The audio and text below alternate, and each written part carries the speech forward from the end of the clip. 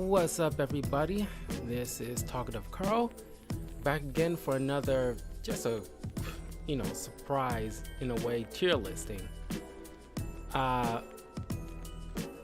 Something like I just wanted to do, thought about doing yesterday. I was like, while I was streaming, it's like I'm thinking to myself, I was thinking about for some reason maybe I was talking about Encanto or something like that, and I'm just thinking all these Disney princesses, I want to kind of rank my top tier Disney princesses. So after I finished streaming yesterday, I went to scour the internet pretty much and Google all the Disney princesses, or at least what typically are qualified as Disney princesses universally, but also make sure that include certain the newcomers, or at least people who princesses that maybe not been qualified but should in some circles be in that listing. And so obviously Elsa, Anna, Maribel, we'll go through them, but it's there also been stuff that's not official, quote unquote, Tinkerbell and Nala from the Lion King.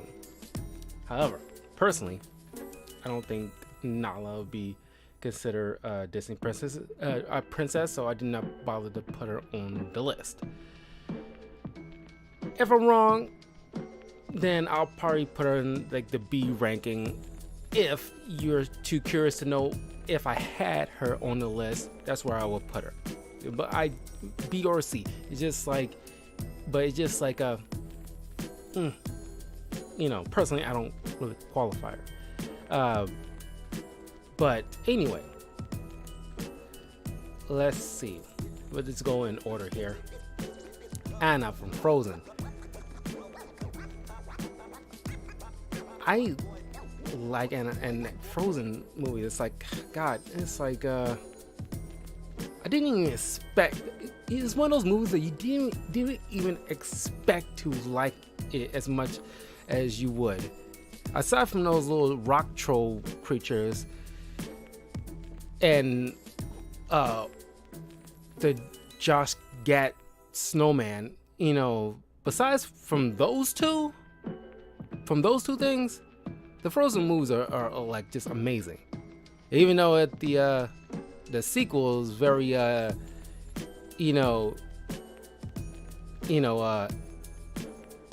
slightly heavy-handed with its thing with that Native American tribe kind of thing. It's but all in all, it's a good movie. And that Let It Go song, I still got it on my playlist on my YouTube thing. Low-key, I like that song, and my God, it's I don't know what it is, but certain songs that just get in your head like that, like a earworm kind of situation, just get in there. But Anna, I enjoy Anna. Her and Elsa is just good. Now, keep in mind, Disney had a nasty problem, every once in a while when it comes to their female lead characters, and they gotta be super perfect. Because I think at a certain point they come to realization that in the past, as we will cover here, they treat the women I won't say non-entities, but not do much, or just damsel in distress or whatever, or at least don't allow any kind of agency or layers to them. So I think there are moments where they get it just right, and then moments that they kind of overcorrect. And when they overcorrect, they try to make them super perfect. And God forbid, we don't want to look misogynistic, so we got to make them super perfect because they can't struggle, because otherwise the woke people will come after us. Excuse me. And like Anna and her sister are like good examples, and there's other people on this list as good examples of just the right amount of good women that's not like damsels in distress or like pathetic and he's rescuing all the doggone time, or they definitely not super perfect that can't falter like the live action Mulan film. And it's like, you know, Anna, I think there was a certain scene in I don't know if it was the sequel or the original Frozen movie where she helping the guy that's supposed to be helping her, and like they go back and forth helping each other, so it's like more of a partnership. And I'm like, that's how you do it. We'll put Anna right up in the A-listing. I really enjoy Anna, and she's like, you know, just like a appropriate way to make a good female lead, or at least co-lead with Elsa. Ariel. Now, a lot of people love The Little Mermaid. I think like The Little Mermaid is phenomenal of a film. Very phenomenal. I love the art and everything like that involved. And the music obviously is gonna be like, you know, the Under the Sea is one of the classics. But I mean, it's kind of unique because it's a movie where you take a woman's voice. Now I know how that can on the surface seems problematic, but if you actually pay attention to the story, it means so much more. Where it's like she has to, it's like if this was like live action, which obviously they're planning a live action Little Mermaid, but if you think about it, and I kind of want to, there's a lot of these Disney movies that I really want to do like a movie review for, that I can really talk about it. So I'm gonna have to cover it briefly here. But The Little Mermaid is like, if you think about it, under this, you know, like you peel the layers here, you know, like many, it's like if you watch like Carl Urban Dread movie, if you watch the Carl Urban Dread movie, he has to emote with just his jaw because you barely see him. He never takes off his helmet, which is how Judge Dredd, you know, operates in the comics. Ariel has to emote without her voice.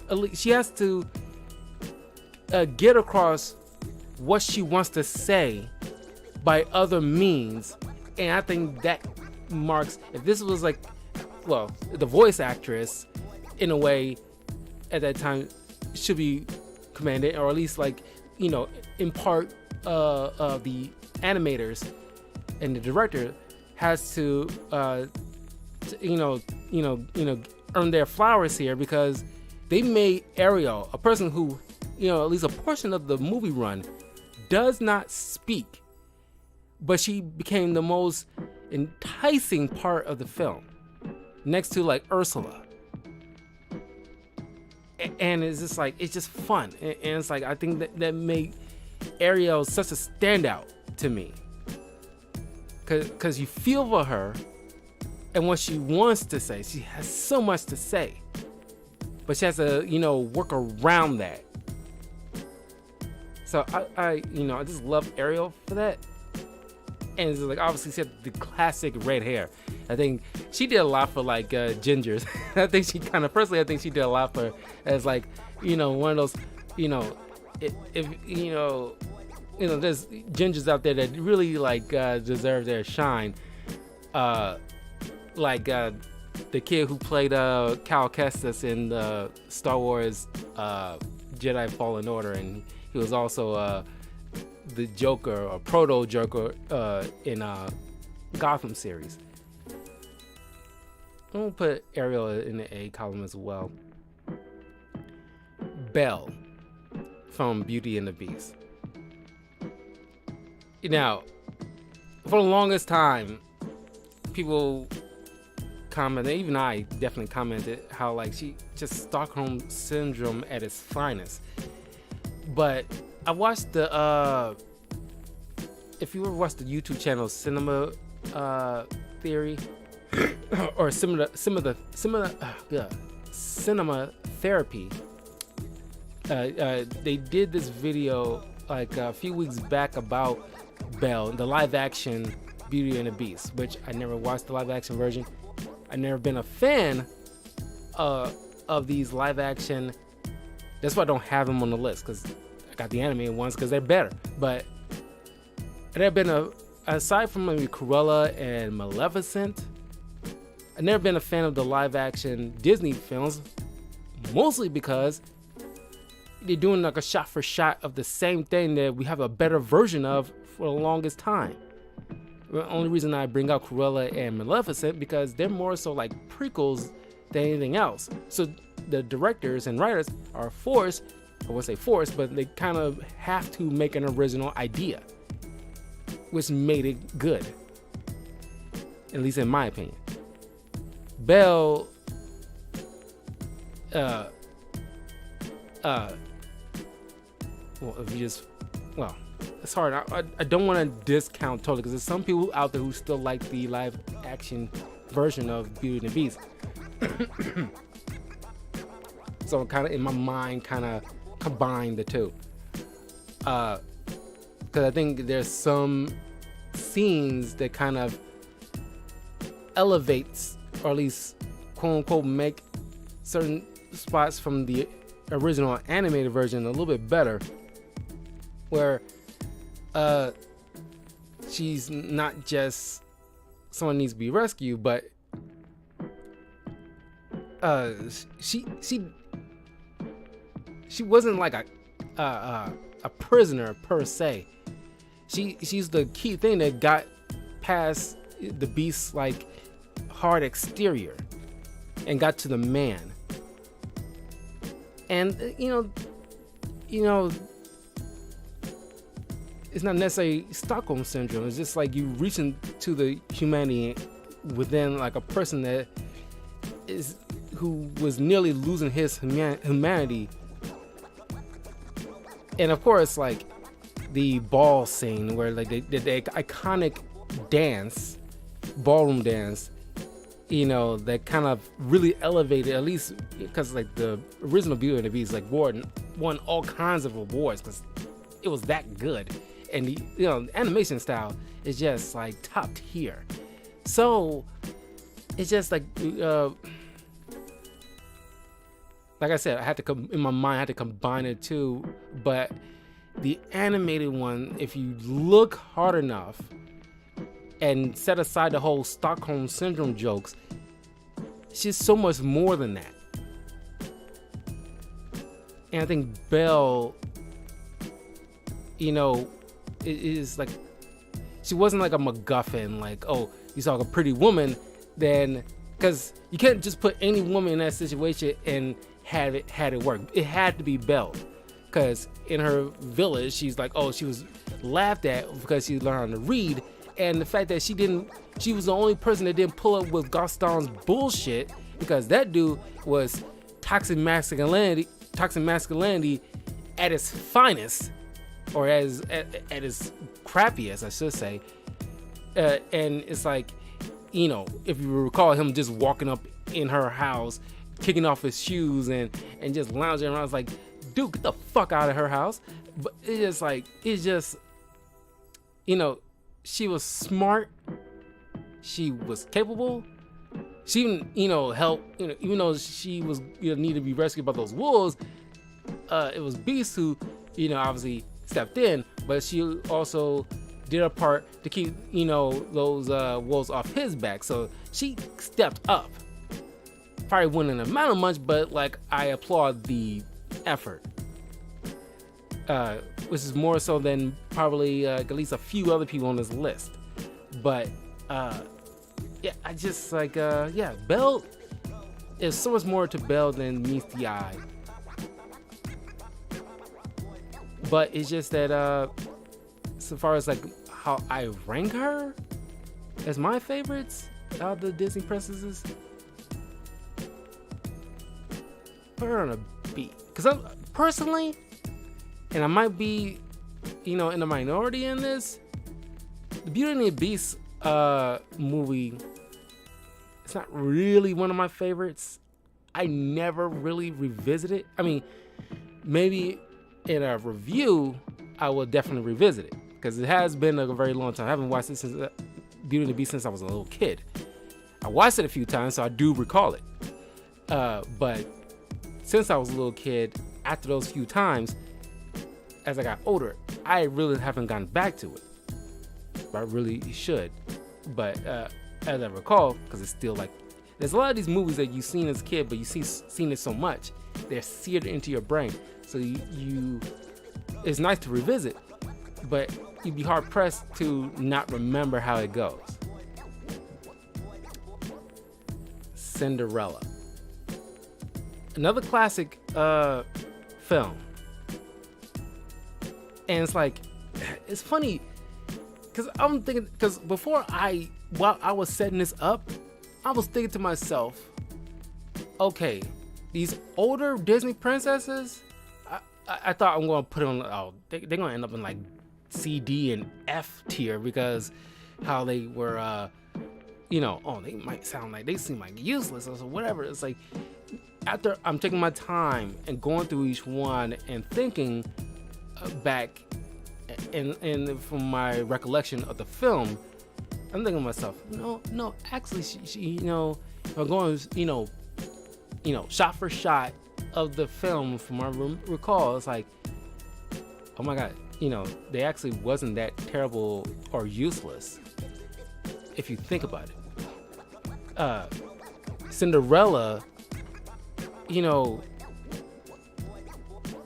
she wanted to, because like she had like, I weirdly identify. I think a lot of people who are in Cinderella's shoes can completely sympathize in her scenario because, full disclosure, like, I was, had a stepmother, and, she's not dead or anything like that, but it's like, she was a bit of an asshole.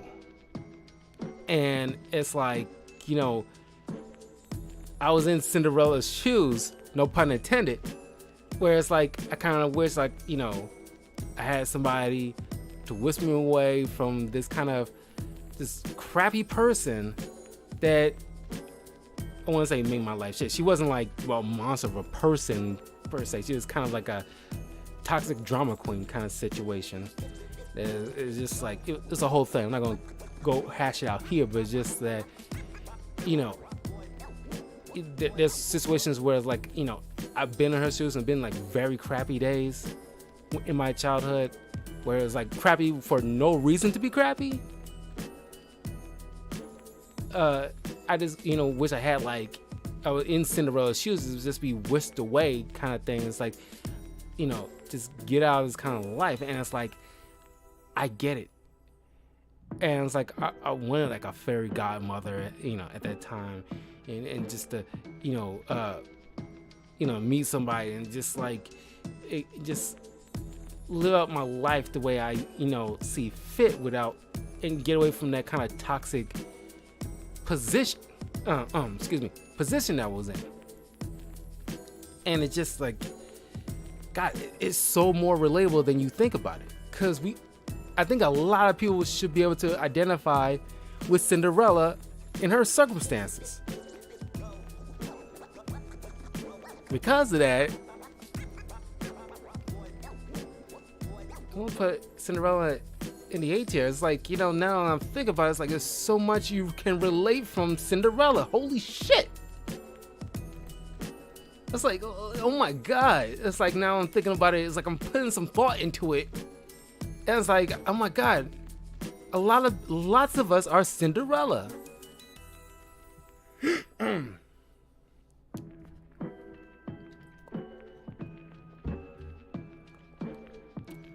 Oh man, Elsa. I'm gonna cut to the chase. Elsa is a badass. S tier all the effing way. I mean, I made some jokes. I think a lot of people made their jokes about like, oh, she's pretty much Iceman from the X-Men. And she kind of is. If you think about it. But she is just like, I mean, in any other circumstances, she could have easily been like a villain, but she wasn't. You know, it was just like, you know, a circumstance, and like she walled herself off from the rest of her own people to protect her own sister. And it's just like, and the song "Let It Go," it's just like, it got so much, and kudos to the singer. It's just like, you can feel like, when I listen to that, oh my God, I personally will just feel like, you know, it's like this, it's so empowering. Just like, just want to just let my who I am shine, and just let it go, and not restrict myself. It's just, I want to play that song so doggone bad, but I don't want to get demonetized. But it's just like, that song really sets the tone. And there are certain songs that set the tone of film so perfectly. And Let It Go, above all else, of any other song from the Frozen franchise, set the bar. And I love everything about it. Elsa is just a great character. And she's even, a lot of people was worried about the sequel, like, how can you top Frozen? And it did so much, as far as made so much money. And just, like, the Elsa character elevated herself as so far as like popularity. It could easily have gone to the point of like Superman and Spider-Man level of like icons right now. Look at how like she just covered the global scale.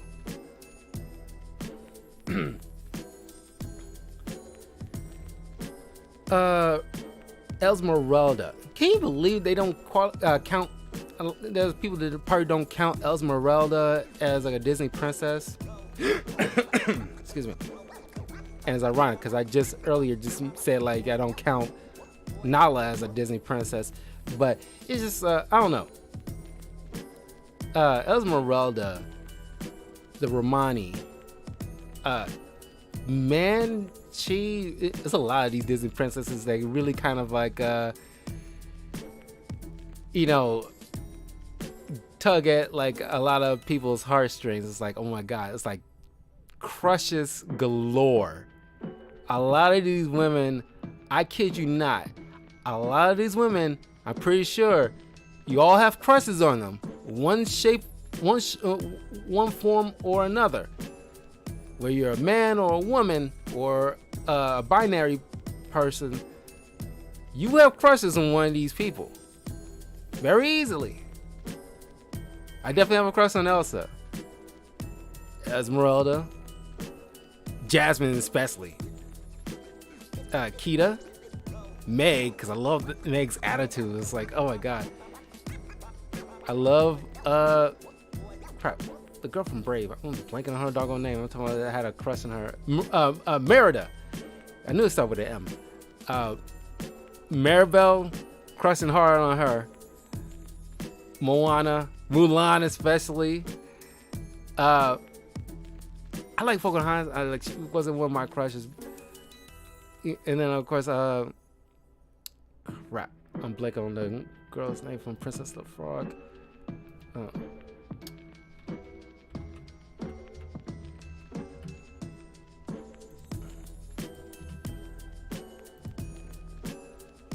Tiana, my goodness. Tiana's cute, you know, like it doesn't really, get to me. Don't get me wrong, she's cute as hell. Rapunzel, Raya, she's definitely cute. Sleeping Beauty, Snow White and Tinkerbell, Tinkerbell kind of like, maybe like the Hook version, but it's like, yeah, but it's like, Jane, obviously, Jane's cool. She got that cute British accent, and that kind of does it for me. But it's like, yeah, by and large, I'm thinking like Esmeralda, Jasmine, Elsa, Anna, definitely, Meg, Kita, Merida, Maribel, Moana, Mulan. Yeah, those, the ones I really crush on those girls.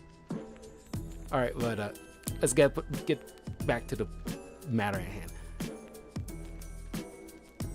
Esmeralda, such like, I think, I don't know, well, obviously this is not one of the first POC kind of characters in a Disney film, but she really, like, if you recall Hunchback of Notre Dame, and man, like, when she stepped out on that stage, I mean, like, it set it ablaze, man. She was like just stunning, and like her inner beauty, spoke as loudly as her outer beauty. The fact that she just like immediately embraced I'm about to say Olaf,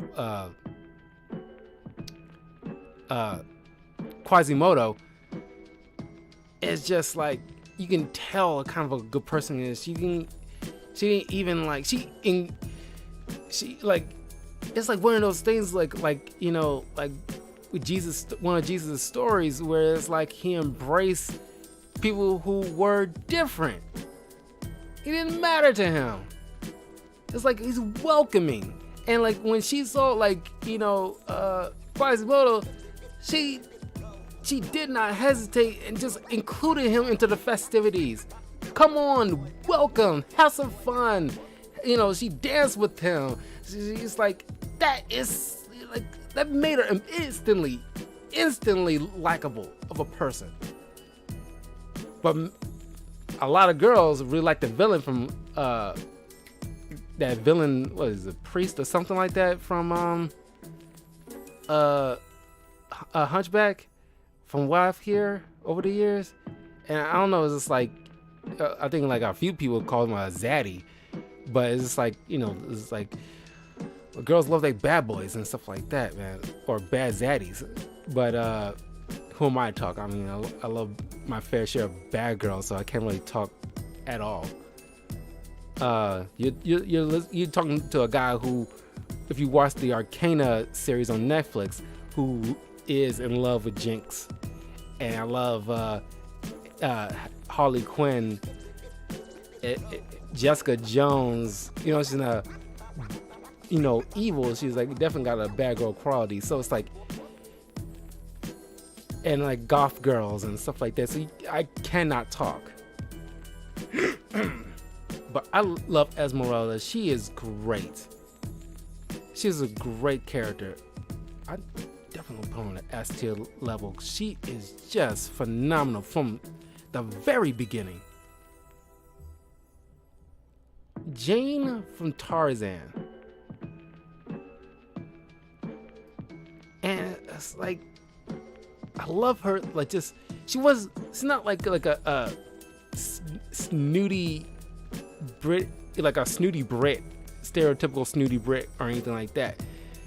And it's like, she was fun to watch.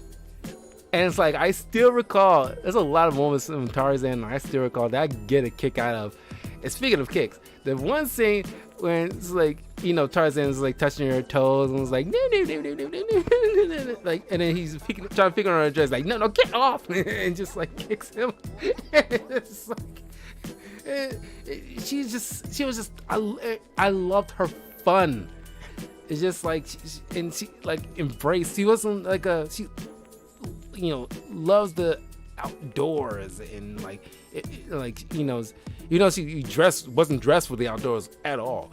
But it's just like, she was just like, just engaged. She was enthusiastic, and like, she wanted to learn from Tarzan, and she taught him, and he taught her, and they having a fun in the jungle.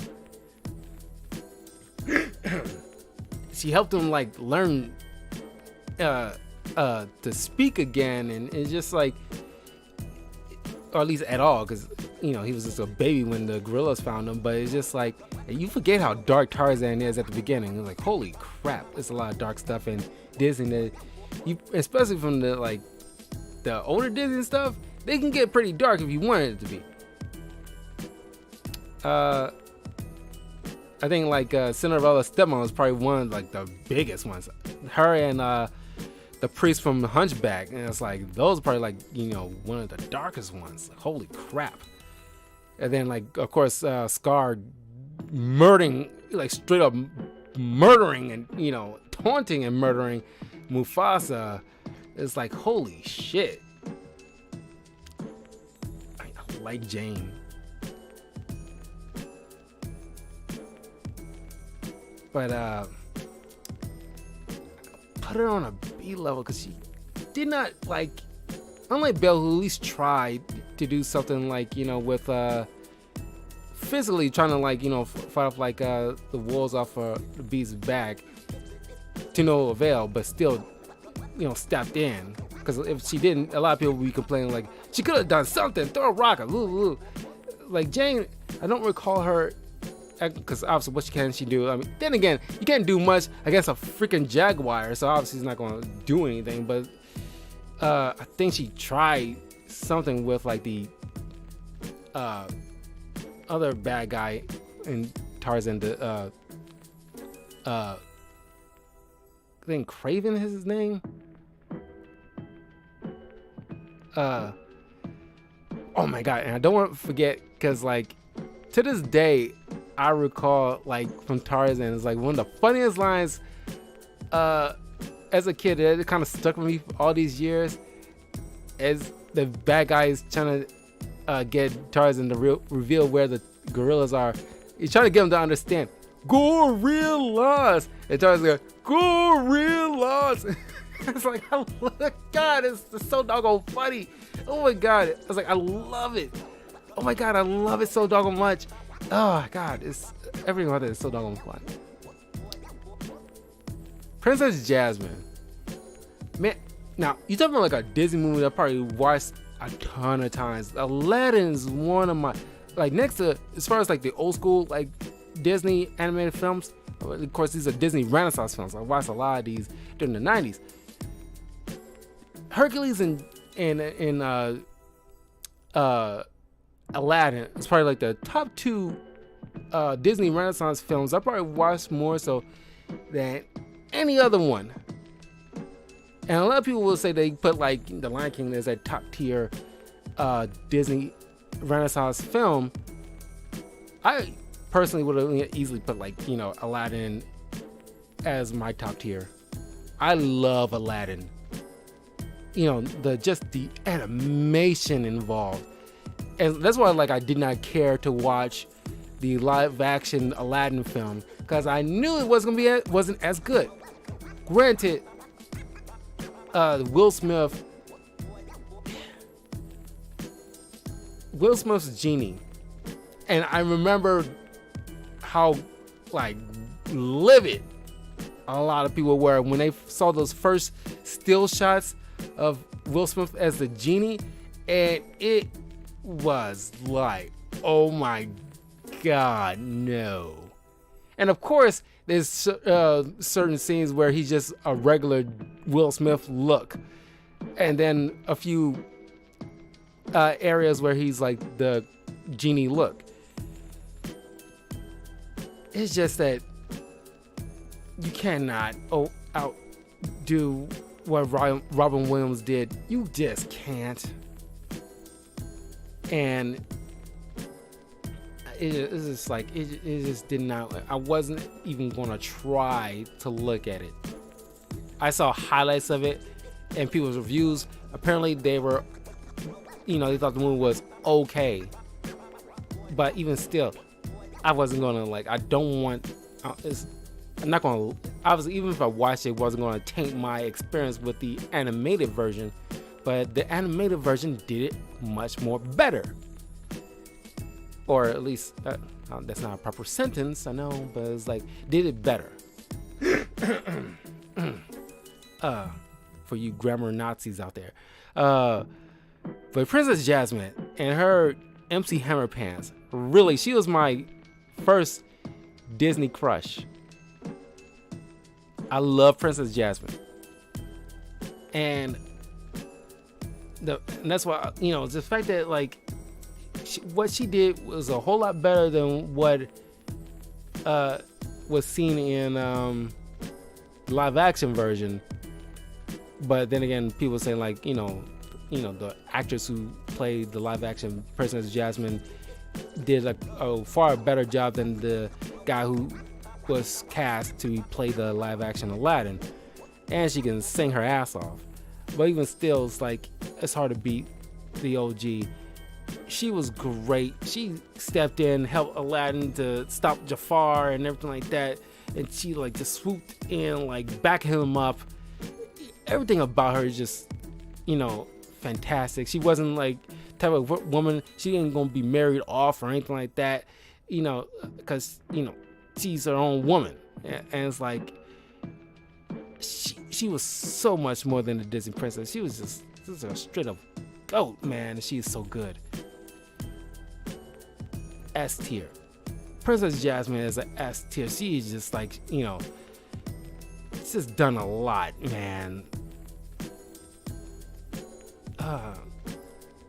If you ever watched Atlantis, The Lost Empire, another great animation. Kida, from what we have her, I guess she wasn't qualified as a quote unquote Disney princess because she didn't show up until nearly halfway through the film. But man, she was a breakout. She's just she has certain shots in the scenes where it's just breathtaking. A lot of people cosplayed her, and it's just the animators and the artists came up with a great character. And I kid you not, even if you probably did not remember her name, when you see a picture of her, you know where it's from. You know who it is. If you don't know it by name, you know. That's how far it sticks with you. Kida is just a warrior, a warrior princess. Oh man, but where would I rank her?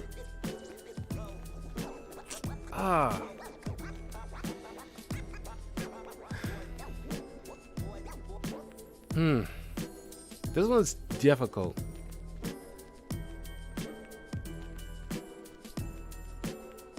Because she's definitely in the top 3 levels. I'm just trying to figure which one.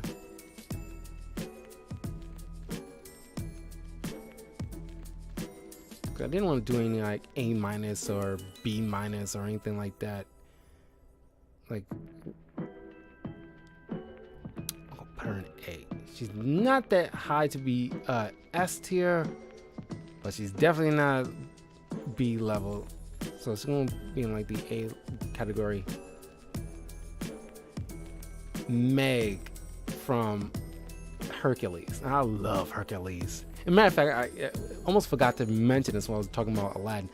If you watched the Aladdin TV show back in the day and the Hercules TV show back in the day, because it was I was watching those cartoons early in the morning before we had to go. It was kind of a pain in the ass because you in the middle of watching these cartoons and it's you gotta leave halfway through if one of these episodes because you gotta go to school and get there in time, and it's it's on Disney Plus. You can watch these right now, but man, it got under my skin. It's I'm missing this stuff, and it's it blew my mind at the time as a kid when I saw the crossover between Aladdin and Hercules TV shows.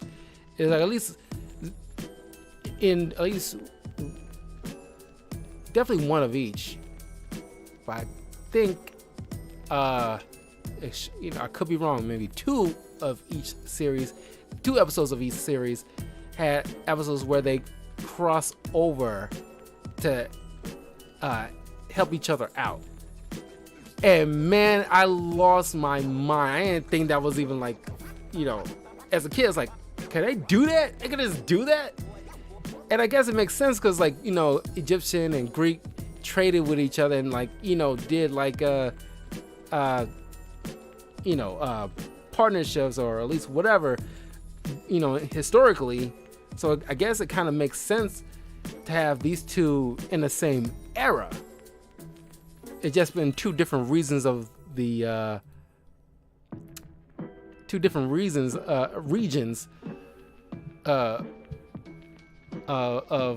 each other's respective continent.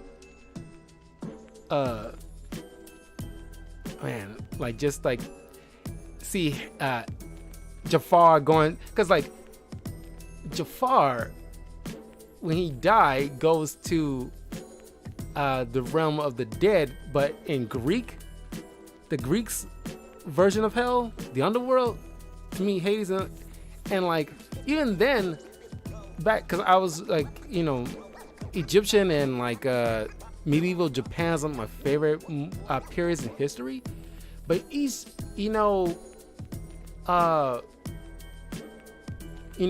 corner of the world and the historical stuff, like Norse mythology, Egyptian, Greek, Japanese, Chinese, Native American, Christianity, each one has a different version of an afterlife and pantheon. And like, depending on what you believe, you would think like they would go to that particular version of the afterlife. Like Jafar should be going to the Egyptian version of hell, but instead he goes to, I didn't question it that far or that much, but it's like, why would Jafar, an Egyptian, go to a Greek hell? But anyway, they end up meeting up, and they're trading stories of I got sent to hell by this little street rat guy, and it's like, and I was like a powerful sorcerer, and I was like, and Hades and I laughing, and kudos to James Woods. James was an incredible voice actor. Him as like Owlman and Hades is just amazing. I just love listening to his voice for these characters. He's the only one who can easily pull these characters off the way they've been pulled off. But Hades laughed at him, was like, you got killed by an ordinary dude and you're some kind of powerful sorcerer? It's like, at least my kid actually has superpowers. And then they traded the bad guys traded heroes, and it's like, Hades agreed, like, I will return you back to life if you manage to off my guy, and I will handle and I will handle your dude, which should be easy because he's just an ordinary dude. And like Hades they both grossly overestimated these guys, because yes, Aladdin doesn't have any superpowers, but he's quick thinking, he's resourceful, and acrobatic, which kind of threw off Hades, because he usually deals with because Hercules is not that bright, but he relies on obviously strength, but he has friends and whatsoever. But it's like they both kind of like, we want to cover these shows for a review, but like they both are grossly underestimating these guys, because they're not, first of all, they're not used to it, but it's just like, man, it was just so good. It was so good. If you ever seen those episodes, you know what I'm talking about. But Meg is fun. Meg got that attitude. She got that like Jessica Jones kind of attitude about her, and that's what I loved about her instantly. And just call him, what's up, Herc?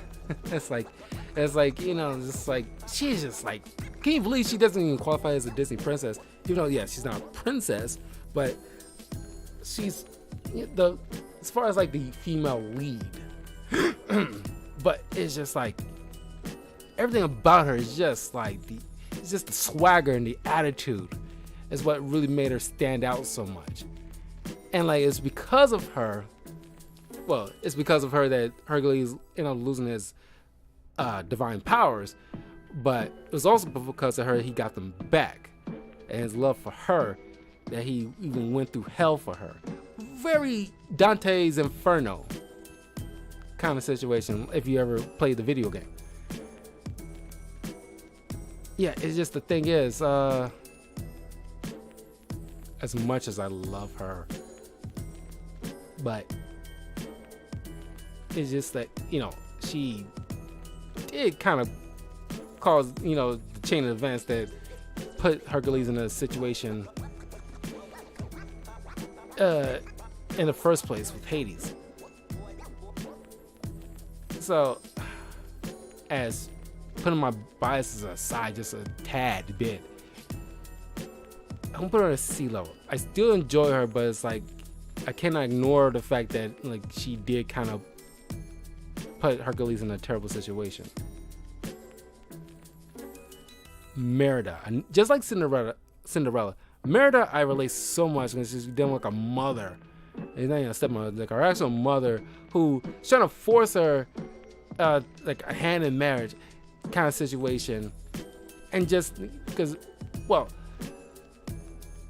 if you look at the Disney movie Brave, they both are wrong, but they're both all right kind of situation. That's what made it a tad bit different, because Merida's mother isn't like Cinderella's stepmother, where she's just like an all-out evil bitch.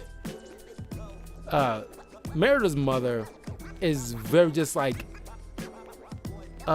overbearing and just not listening to her kid. And that's the thing I cannot stand with, like, about like certain parents, is just like you're not listening. But Merida also isn't listening. It's like there's communication kind of getting, not connecting. But Merida, I love the Scottish kind of tone. I think like, I don't think like Scottish is like one of those kind of like sexually appealing kind of tone of voice like French or Spanish. But I just like the attitude about it. It just made it kind of like, appealing. And I just love listening to her talk. And like, of course, as a person who works with a bow and arrow, I respect the hell out of her just to the fact she has like that bow and arrow, and she is just nailing those shots along the way. It's just like Merida is just a boss. Oh my god, I love Merida. It's just like she is just like great.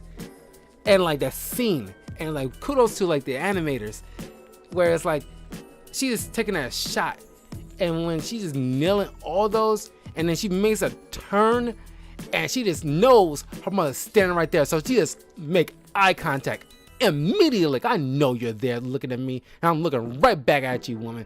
And it's like, God, I love that scene. Just a boss. Hell yeah, Merida. And that fiery red hair just really like just made her as like such an iconic individual. Hell yeah. She is definitely S tier. Merida is a fucking boss. I love Merida. Oh god, y'all just don't know. Y'all definitely need to check out Brave, man. Brave is just a great film. And it's one of those movies that's not necessarily like a bad guy in that. It's just like a mother and a daughter is trying to, establish a connection that they lost along the way kind of situation. Maribel. What can I say about Encanto? Because I really want to rewatch Encanto. It's like the music, the atmosphere, the art. There's so much color in there. But Maribel, as soon as you saw her in the first trailer that came out of Encanto, God, it's a shame that, I think it did come out in some theaters, but it's around that time when like COVID was, or at least maybe not the Omicron, but COVID was still like, a thing, and not hardly anybody was taking that doggone vaccine. It was being politicized and everything like that. So Disney kind of like, for the most part, just put it out equally to Disney Plus for people to, check out. And that's what I did. I watched it. It was around November when it came out. And I definitely checked it out on Disney Plus, and I loved it. It's a shame that, because I definitely would have gone, just like Disney's turning red, but then again, there's, you know, both. Well, Turning Red was like a stupid decision of making it strictly to Disney Plus, because I'm watching that tomorrow and I'm doing a review for it tomorrow. Well, probably should wait to do that, because I'm thinking about, like, God, should I do it right when, like, well, I don't know. I will do it on the same day, because, like, I'm gonna leave a spoiler review, so, you know, hopefully you guys will watch it before you watch any videos about it. But Encanto, I would have definitely gone to the theater to see it. Just like with Turning Red, I would have definitely gone to the theater to go see it, because those two were so interesting. And it's like, this is like a perfect example. That and Moana, they're like a perfect example of movies that were, you know, because like if you got the right people from that particular race, like Colombians, and like you got like well, from certain videos that I saw about like Raya and the Last Dragon, it wasn't that many people in the writers' room who were from Southeast Asia to properly. They kind of feel like, which is kind of disappointing, because I like Raya and the Last Dragon, and it's like one of those few times in a film that kind of made me cry.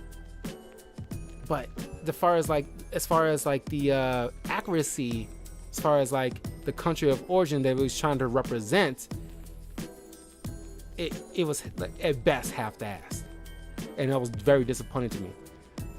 And just like with Coco though, Coco, Moana, and Encanto are very different from, like, you know, a movie like Raya, because if you do some research, people behind it in the writers' room and so forth, and researchers, a lot of people come from like their respective country of origin they're trying to represent in the film. You got a lot of Colombian people involved in this to make sure, like, even like the flowers from Isabel, with her powers of creating like all these, you know, flowers and everything like that, and like even her, you know, outfit comes from, in one shape or another, from Colombia. And even one of my viewers, my longtime follower, Daniel, and if you're watching this later on YouTube, Daniel, shout out to you, because you pointed this out to me. It's like, because when I did my, especially, I think it was around the time when I did my spoiler review for Encanto. You check that on my channel if you want to hear my in-depth thoughts. But he pointed out that how, like, because he's from Colombia, it's like one of the best interpretations in his mind of how Colombia should be depicted, because a lot of times Colombia is either depicted as like, you know, drug lords or drug traffic or all this like horrible stereotypical stuff peddled by Hollywood for, you know, a good portion of time. And this is like one of those moments where it's like, no, Colombia is a beautiful country with incredible people, just normal people just like you and I, and it's just beautifully represented. And just like Moana is beautifully represented by there's like kind of like the Maui kind of, you know, tribal stuff. Man, it is just I'm pretty sure it's like Maui. It's like not Hawaii, isn't it? It's like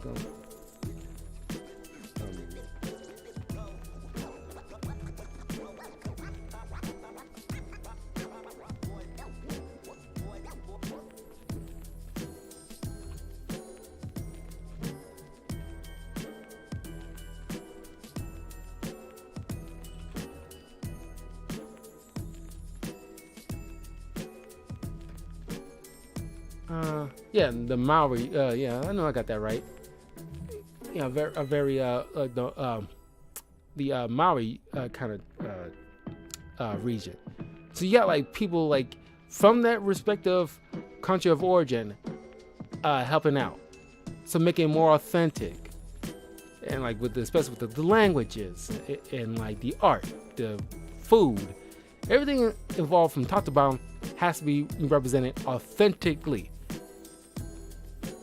And it's just like, if you don't have that kind of people, you tend to, despite maybe their best intentions, because I doubt it's like intentionally racist, but it's unintentionally racist, because, you know, you're talking about something that you have no, you know, clue about. Even if you did, like, you know, hardcore research, like you went there and everything like that, and you talk with people, you need people in the room with you when it's all said and done. And a lot of people, not just one or two, because I think that's what happened with, like, you know, Raya and the Last Dragon, where you might have, there's like a couple people there, but it's just like, that's why you get half-assed stuff, and that's just a shame. But Maribel, I kid you not, there's gonna be a lot of you know, Comic-Cons, or at least different cons, and Halloween this year, where there's gonna be a lot of little girls, or even older girls, dressed as Maribel, probably to the nines.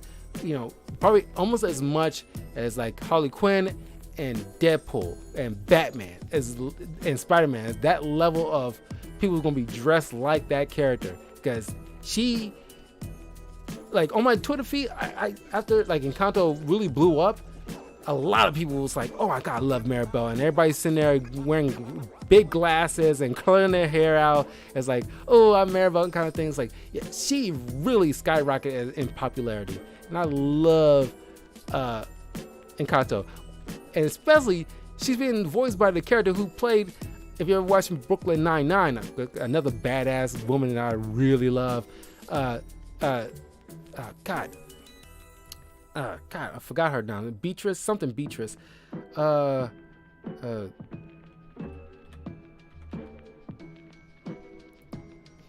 my god. Stephanie Beatrice. Yeah. God. And look at this cast. All these people from, like, you know, straight up, you know, except from Alan Tudyk, like, everybody's sitting there is from, like, you know, just representing their some are, like, obviously Colombian, but some like Mexican, but it's just like, you got people like this so involved. Now, like, these are voice casts, but as far as like the writers, I mean, like, it would be like a different thing. But yeah, these are just casts. But it's like, you know what I'm talking about. It's like, you got like a lot of people involved in this that's from Mexico or Colombia, or, you know, and Spain, and like all these different, like, you know, Hispanic, you know, places of origin, getting involved and, like, you know, really intermingling, and like said, like, yeah, this is how it's right, this is how it's wrong. Just like with Coco, especially Coco is like, you know, you got like, just like in Encanto, you got a lot of people from that country getting involved. That's what make it great. That's what make everybody love it. Maribel, S tier, right off the bat. To this day, I love Maribel, and Beatrice. Oh god, I love her. But you can't even believe when I first heard her natural voice, because like she plays this tough police officer in Brooklyn Nine-Nine, one of my favorite TV shows that I constantly go back to almost every time, because I love that show to death. It's a shame that it got canceled. But well, not canceled, but it just had to wrap up a final season, which I kind of feel like you should have done like a 9 season instead of 8 seasons. Just like, you make it 9. If you're gonna end it, make it end at like a 9th season. But anyway, you know, she talks in a very kind of like Maribel in a way, but it's like she talks all like this tough voice, and I thought that's her natural voice. But when she does that, you know, good girl, just like, it's like, God, don't do that. My brain just kind of broke. I was like, no. But oh my god, I love Maribel. Maribel's awesome, and like, just the fact that she's the only one out of the entire, you know, her, you know, family, like the bloodline to the grandmother, who doesn't have superpowers, but still manages. It's not about that. She's perfectly fine just to be the muggle of the family.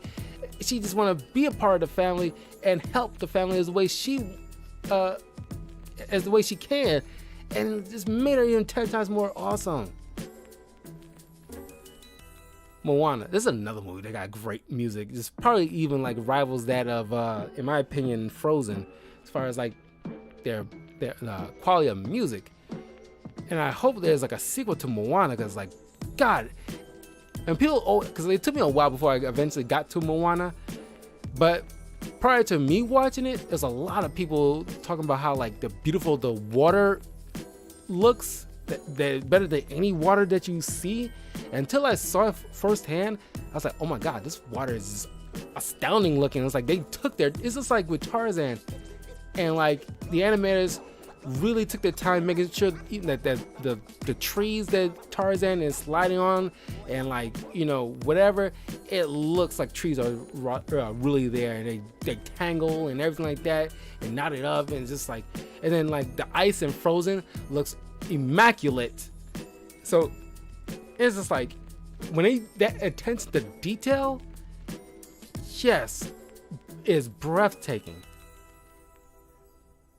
I'm not too psyched about like The Rock's singing, but beyond that, yeah, he was just amazing too.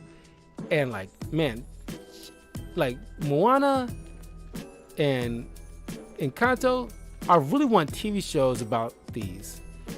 As, you know, and like Brave and Frozen, I think Frozen actually does have a TV show. I haven't seen it. I heard mixed reviews about it. It's fairly good, but like the world behind Moana and Encanto, which I kind of want some kind of crossover between those two, but just the world, you know, that's in it. My God, I want to see like more like adventures with these characters, and it's just like, there's so many good characters there.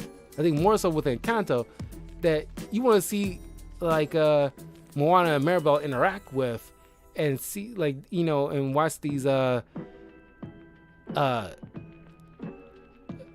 characters you know, go on these kind of like these small adventures. You really want that. I definitely want that. But I love the look of, you know, Moana as she's going out there trying to help her tribe, and just like, you know, and take it down like a freaking deity, practically, or demigod or whatever. This fire creature, not taking it down, but it's like restoring the good part of that deity. And it's just like, even then, it's like everything about that is just breathtaking visuals. And it's like, she's just great. I love Moana. She's definitely out there so far as S tier quality. Mulan. I kid you not. I defy you. Anybody who ever watched the animated Mulan film I defy you find someone who does not love Make a Man Out of You. A lot of those songs are great, but Make a Man Out of You really epitomizes this. You know, you talk like this, like if Let It Go matches perfectly well with Frozen, and like we don't talk about Bruno, epitomizes like Encanto. Make a Man Out of You really speaks to Mulan, and I listen to that when I work out. At least, you know, a bulk of the time. Not every time, but a lot of time when I'm on a treadmill and I'm like, running on a treadmill and I'm listening to that song, and I'm just like, it just gets you pumped. It's kind of like, the Mortal Kombat theme song. It just gets you pumped. And it's like, dang, you just want to do some deadlifts and stuff like that, and you just listen to that song, Make a Man. It's just like, God, I love it. I love it.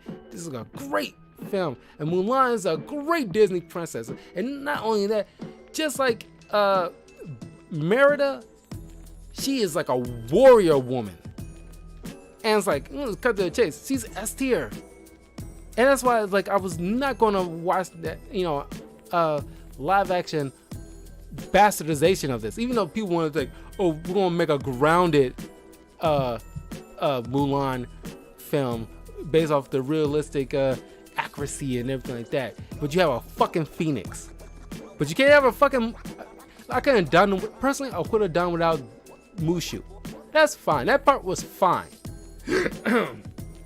But everything else, you have to at least, you know, if you're gonna go with realistic, you gotta like, you know, better just, you know, lean hard into it and like get nothing mystical about it. But you have a fucking witch and a phoenix, but you can't. And then you hum like a minute, a half of a minute, or maybe a full minute of humming, make a man out of you at some parts, because I only caught highlights, so I can at least get the general idea. That sucked. And like I stated earlier, trying to overcorrect and trying to make this person super perfect right off the bat, and it's like, what's the point? Okay, the reason a lot of us love the animated version of Mulan is because she was raised in like, you know, in a lavish lifestyle in a way. She's trying to be like, you know, just like with Merida's, like being prepped for like marriage and everything like that, as per tradition. And Mulan obviously never knew how to fight, and she went to dress as like a man fighting in this army, and she got taught by soldiers how to fight and became a badass. And it's like, if you already made her a badass from the jump, what's the point? It's like, God forbid, you know, a girl struggles and overcomes obstacles to make her great. It's almost just as insulting as making her a damsel in distress that can't do anything for herself, or doesn't want to do anything for herself. And it's just like, it's equally as insulting. Ah, God. But man, Min-Na Wen is like a beast as far as like acting is concerned, and she is just like, she will always be Mulan to me. And like, God, it's just like, everything about this movie is just such a stellar performance all around, and definitely deserves more shine. Pocahontas. Man, it's been a while since it's just like with like Beauty and the Beast. Like, I don't return to Pocahontas all that much. Like, I've seen it like a few times as a kid. I enjoyed it, and of course I love the character of Pocahontas. Not historically accurate, because if you know about, like, you know, what the colonizers did to the Native American people, yeah, didn't end well. And like, there was a John Smith, and I forgot what actually happened. It wasn't good, where he wasn't all that great of a person, and he pretty much like just took Pocahontas from himself. Just like, you know, forgot exactly what happened. Was pretty much just took her, not, you know, at in the animated films, making it seem like, oh, they fell in love with each other and it's like, oh, hunky dory. But no, he pretty much just took Pocahontas for himself, because he was like, yo, she was, you know, she was sexually appealing to me, kind of situation. It's like, you know, whatever. And it was just like kind of horrible what happened to the real life Pocahontas. But it's like, as far as like sticking to the animated film, great. At least I remember only one song out of here. I think a lot of you only remember one song. You know, All the Colors of the Wind is probably the only song from Pocahontas that anybody remembers. And then like the willow tree, and like there's certain like beauty of it, and just like the drawings. It's like, for a large part, it's like the art, with Pocahontas and everything around Pocahontas, it kind of stood out to me more so than almost any other character. And of course, everybody remembers like the raccoon and the other willing creatures, but it's like, man, I like Pocahontas, and it's like, obviously, it's technically another warrior woman, but it's like,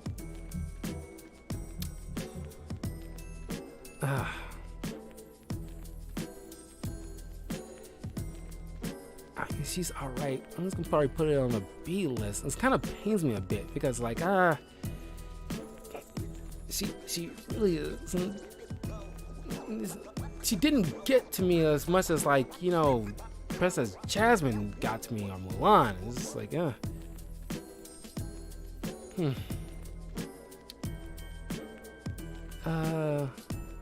Tiana.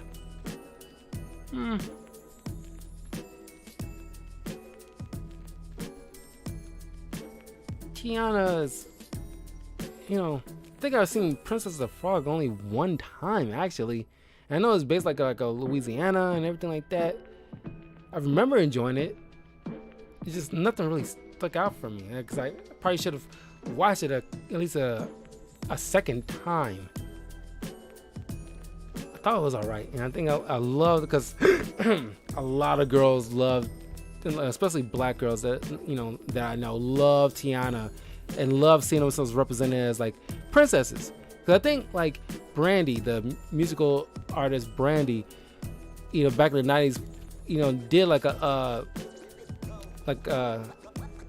a retelling, back in like late 90s, early 2000s, like a modern retelling of Cinderella, and like it's kind of like that, but like a Princess and the Frog.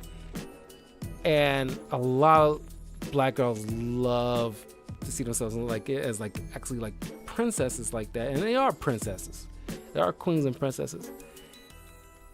But as far as like Tiana's character, nothing really stood out for me. I know I liked it, but not enough that made me go back to it. So I might have to unfortunately put her on a C level. Because she wasn't bad, but she didn't really stand out as much. Rapunzel. I've seen Rapunzel, at least Tangled, I should say, a couple of times. And I think I love more so her art, at least her design. The big bubbly eyes. I know it's like a lot, given like, something like, Merida and like, Elsa and Anna, the same kind of Pixar arc. And I know people make a joke about like the, DreamWorks face, but kind of like her look. And I think she had like a Tangled series, and I didn't watch the Tangled series, but heard good things about it. It's only had a couple of seasons, I think, and surprisingly, there was like a weird kind of like, you remember like in Sam Raimi's Spider-Man 2, there was some weird Thomas Jane Punisher cameo that came out of nowhere from behind, as Mary Jane was running in her wedding dress, and it's like he just was there. It was freaking weird, and they did nothing with it.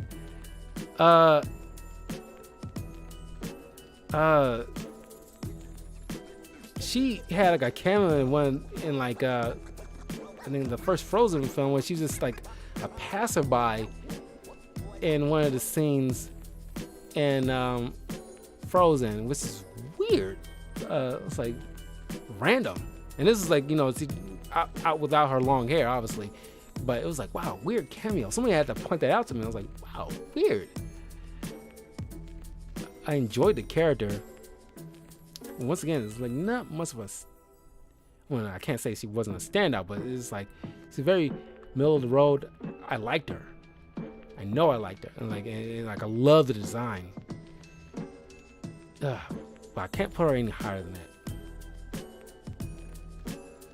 Raya and the Last Dragon. Raya, honestly, like I said earlier with like the half-assedness with like the representation. And I love like Aquafina as the dragon. It's just like, and I made this joke. It's very like, you know, Avatar: The Last Airbender kind of situation with certain stuff. But even Avatar: The Last Airbender did more with, you know, representing like, you know, certain Asian, you know, different parts of the Asian community than Raya ever did. At least, like I said, Raya probably did half of the work in some regards. And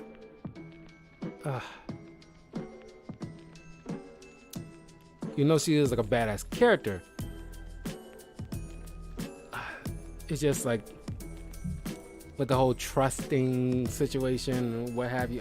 She didn't offer much. I mean, outside of the narrative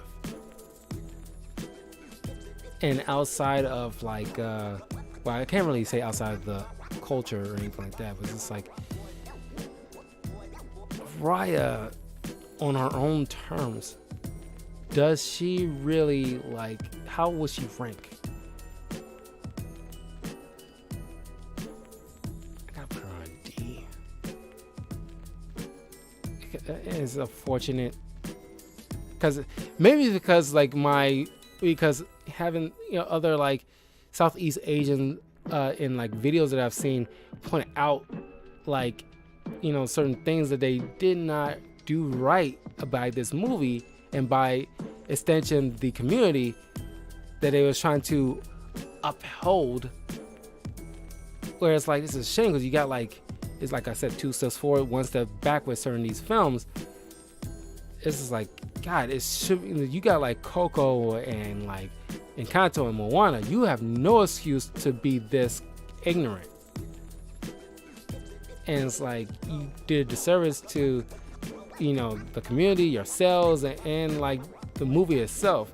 And Raya could have easily been like elevated to like a, maybe I might change my opinion if like they have, because this could easily be like a TV show, and like you can probably do more in like a long form TV series than you could in a movie with proper representation of these different like tribes and what have you, and do more for Raya's agency.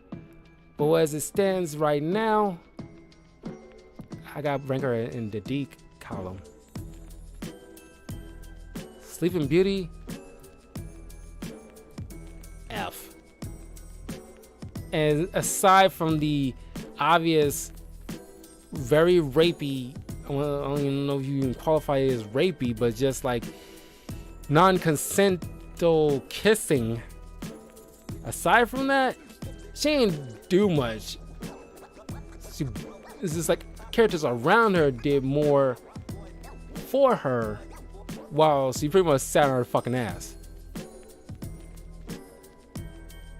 She gave us great memes, gotta give her that. But, you know, Sleeping Beauty didn't do really anything. Snow White, I put her F as well, because she bit an apple and passed out. People around her did more than she did in the film.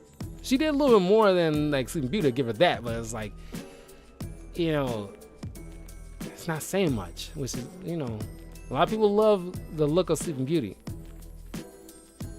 And it's like, I think like, I mean, like Snow White has like a better look than Sleeping Beauty, but Sleeping Beauty is like, you know, I don't think she has any kind of standout look to her. That's another thing. Like Sleeping Beauty didn't really have a standout look, you know, as compared to like the other characters. Hell, Snow White's outfit is iconic. You'd be hard pressed enough to know the look of Snow White. But can anybody really recall the look of Sleeping Beauty without thinking about her lying in bed being kissed by a dude without her consent? And finally, Tinkerbell, which not technically qualify as like a Disney princess, but I thought it'd be fun to include her on the list. And like, I seen the animated Peter Pan 90s Renaissance film, and I seen Hooked. And I think I like Hook better, the Robin Williams movie. I think that is probably like the best Peter Pan film to this day than we have any other interpretation of Peter Pan. And I like Julia Roberts' Tinkerbell, and it's probably the only, aside from this 90s animated version, it's probably like the best Tinkerbell. And I love the look of Tinkerbell, and she once again gave us great memes as well. If you ever seen the gif of Tinkerbell being patted on her backside, you doing yourself a disservice, because that's still funny to me. I know, some people might call it raunchy, but I gotta put Tinkerbell on a D column, because like, no, scratch that, no, because Tinkerbell did a lot with Peter Pan. She's definitely like his partner, the Robin to his Batman. I gotta at least put her on B level, because Tinkerbell like did some shit. But she got that snobby, overprotective attitude when it comes to Peter Pan. But yeah, this is like my ranking of the Disney princesses. So let's cover it one final time. S tier: Elsa, Esmeralda, Princess Jasmine, Merida, Maribel, Moana, Mulan. A tier: Anna, Ariel, Cinderella, Kita. B tier: Belle, Jane, Pocahontas, Tinkerbell. C tier: Meg, Tiana, Rapunzel. D: Raya. And F tier: Sleeping Beauty and Snow White. Yeah, I mean, that is my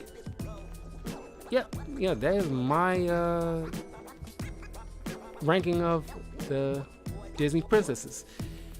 Yeah, I'm doing this like on I consider it International Women's Month, and I think like, I will give these ladies a shine, because these movies are freaking fantastic. Despite a few hiccups here and there on some of these stuff, these are great films. And definitely, a lot of these definitely deserve like a rewatch. And I definitely want to do like movie reviews for a lot of these. I mean, well, like all of them, actually.